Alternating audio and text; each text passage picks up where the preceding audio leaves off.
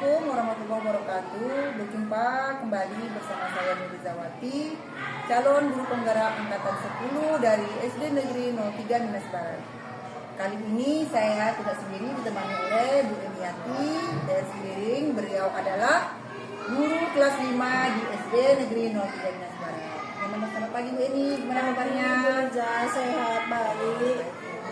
Nah, hari ini kita akan mengadakan percakapan pra observasi ya Bu Eni ya. Nanti saya akan mengamati jalannya pembelajaran yang akan Ibu lakukan di dalam kelas. Kemudian ada pun tujuan kita lakukan supervisi ini adalah untuk mengetahui dan mengevaluasi jalannya proses pembelajaran yang Ibu lakukan. Percakapan pra observasi ini merupakan persiapan awal sebelum Ibu nanti melakukan kegiatan pembelajaran, tujuannya agar lebih siap dan lebih percaya diri sehingga memberikan pembelajaran yang terbaik bagi murid Ibu. Baik Bu, ini pertanyaan yang pertama yang akan saya ajukan berkaitan dengan tujuan pembelajaran Bu Eni ya. Jadi apa tujuan pembelajaran yang akan Ibu capai atau yang akan Ibu sampaikan pada saat observasi nanti? Tujuan yang ingin saya capai adalah yang pertama adalah peserta didik saya mampu menyebutkan pengertian dari antonim. Terus yang kedua, peserta didik saya mampu memberikan contoh antonim, contoh-contoh antonim. Baru yang ketiga, peserta didik saya mampu mencocokkan atau menjodohkan kartu-kartu yang saya buat yang acak nanti dengan pasangannya yang berantonim. Oke, berarti ada 3 tujuan pembelajaran yang akan Ibu capai. Nah, Iya. Jadi kalau mengenai area pengembangannya bagaimana Bu Eni?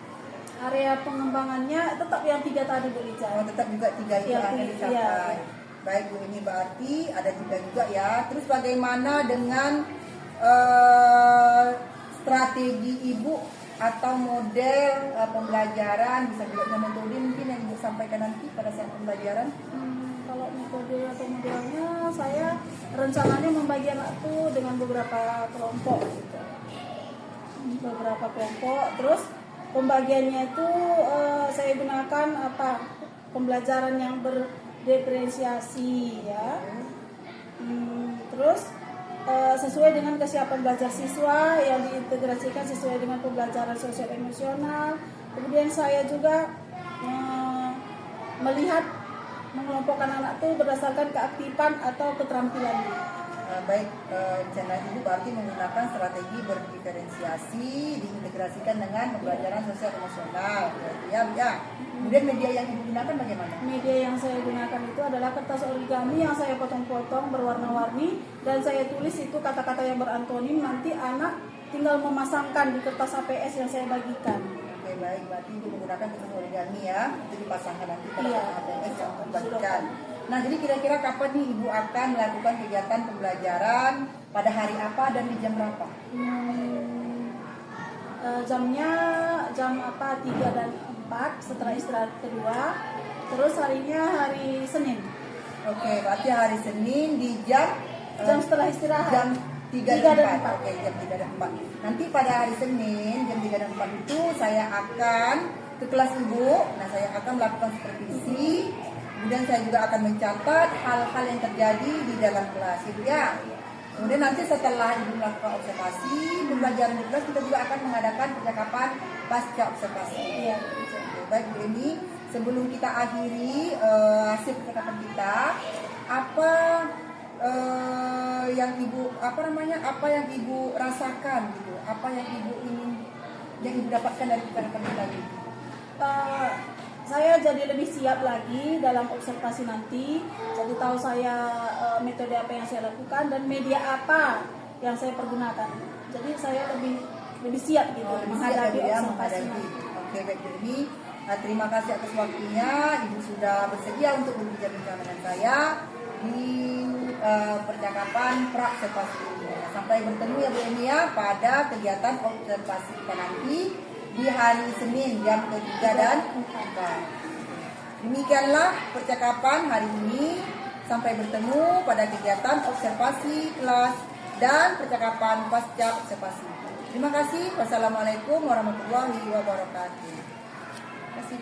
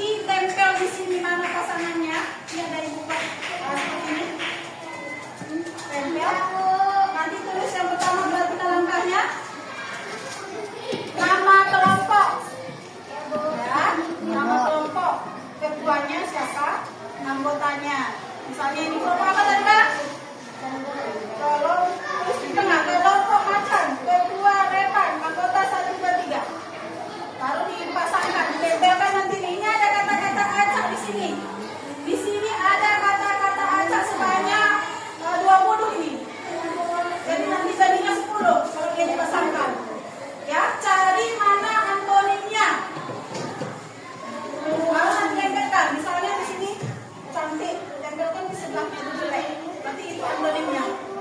Ya? Udah? Udah? Kalian tahu? Peralatannya semua.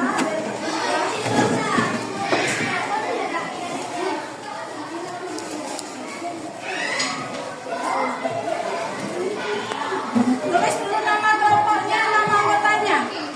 Nama kelompoknya, nama anggotanya. Enggak, disalin di sini. Nih ya.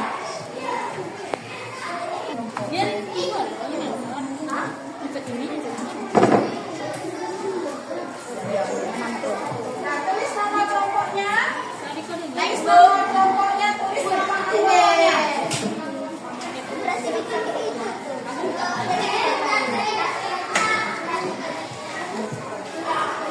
Nah, udah boleh dikerjakan ya. Kerjasama sama teman-temannya.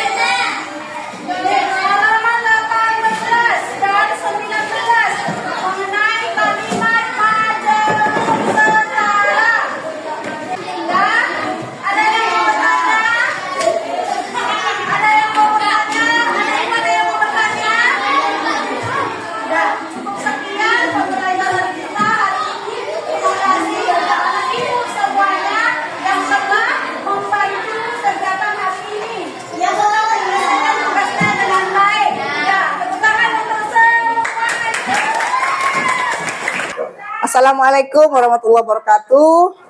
Bertemu kembali bersama saya Nurizawati, calon guru penggerak angkatan 10 SD Negeri 03 Minas Barat. Pada kesempatan ini saya masih ditemani Bu Emiati Sembiring. Beliau adalah salah satu guru dari SD 03 Minas Barat yang mengajar di kelas 5. Dan saya masih ditemani oleh Pak Topan Saputra, SPD selaku pengajar praktik. Apa kabar Pak? Alhamdulillah, alhamdulillah. Gimana nih Bu Emi, apa kabar Bu Emi? Baik, sehat Bu Liza. Oh baik, saya alhamdulillah ya Bu Emi ya. Nah pada kesempatan kali ini ya saya akan melakukan percakapan pasca observasi kepada Ibu Emi tentang terkait kegiatan supervisi akademik yang sudah kita lakukan. Nah, setelah Ibu Emi melakukan proses observasi, bagaimana perasaan Bu Emi? Senang, lega. Senang, lega, biasanya nggak lega ya? Lega juga sih.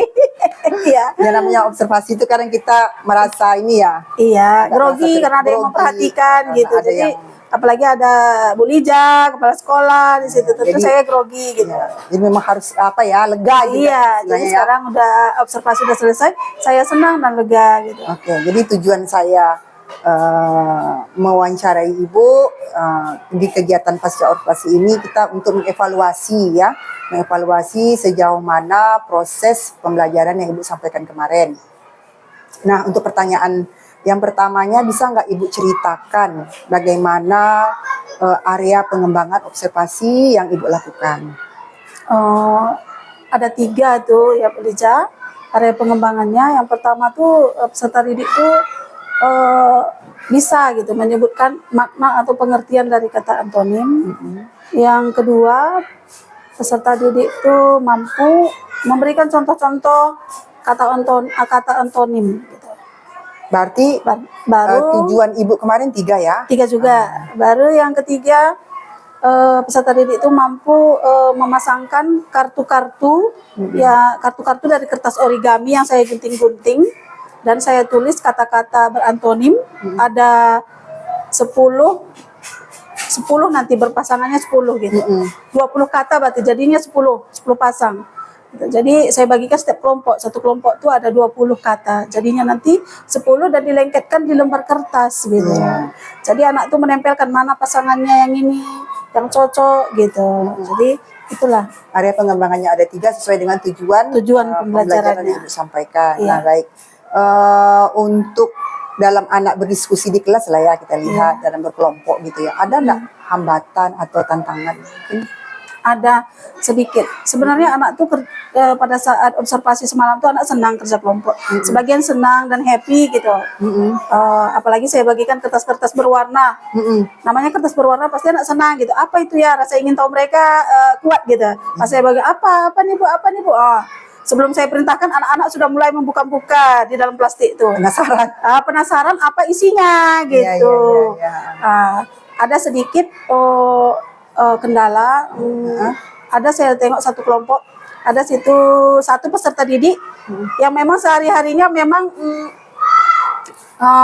dia apa namanya itu ingin dirinya sendiri yang mengerjakan punya dia, nggak mau orang lain gitu. Ngomongnya dia sendiri. Dia Jadi orang lain tak boleh ikut serta. Jadi pas kerja kelompok itu saya perhatikan anak itu aktif sendiri, walaupun dipegang kawannya langsung diambilnya gitu, langsung diambilnya. Jadi saya bilang sama anak tuh, nama anak tuh Nacita, nggak boleh seperti itu nak, kita harus berbagi, namanya kerja kelompok gitu. Tapi dia nggak mau berbagi gitu. Biarlah Bu, nak saya ngerjakan, nanti salah, nggak benar gitu. Jadi dia ingin mengerjakannya sendiri. Dia mungkin entah kurang percaya sama temannya atau gimana nggak tahu gitu. Cuma seperti itulah masalah kecilnya di dalam satu kelompok saya lihat. Nah, baik, kalau begitu ya permasalahan yang Ibu hadapi di kelas, terus apa yang akan Ibu lakukan kira-kira untuk proses pembelajaran berikutnya? Saya berpikir untuk selanjutnya saya akan membuat kerja kelompok juga, tapi saya berfokus pada minat dan bakat anak mungkin, terus sesuai dengan gaya belajar anak itu mungkin ya, seperti gaya belajar visual atau auditori atau kinestetik ya, karena anak-anak ini kan macam-macam, ada yang suka melihat gambar, ada yang suka bergerak-gerak ke sana kemari, macam-macam lah anak-anak dalam kelas tuh gitu. Jadi saya berpikir atau sebaiknya saya buat gitu, saya kelompokkan aja gitu, yang suka gambar ini, yang suka bergerak-gerak demonstrasi ini gitu. Bagus itu Bu, ide Ibu seperti itu. Iya. Jadi Bu sesuaikan dengan gaya belajar mereka masing-masing ya.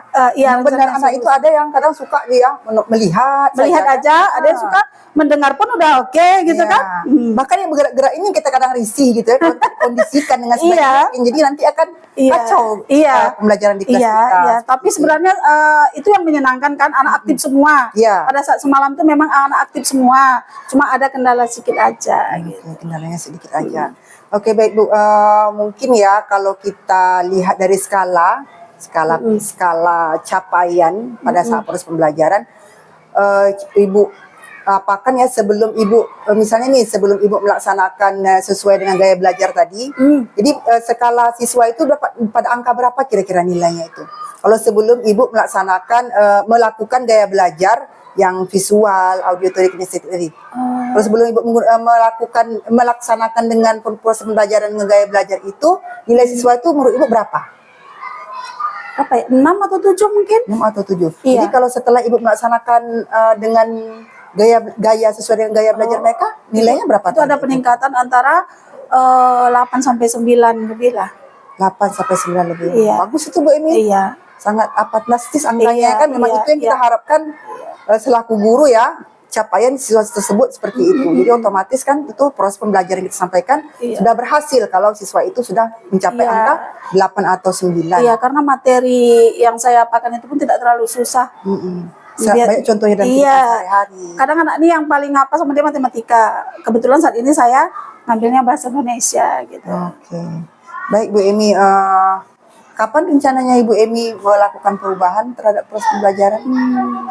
Secepatnya mungkin. Secepatnya ya, karena kita udah tahu bagaimana anak ya kan, Iya. dia. Iya. Nah, jadi secepatnya Bu Emi akan melakukan proses pembelajaran.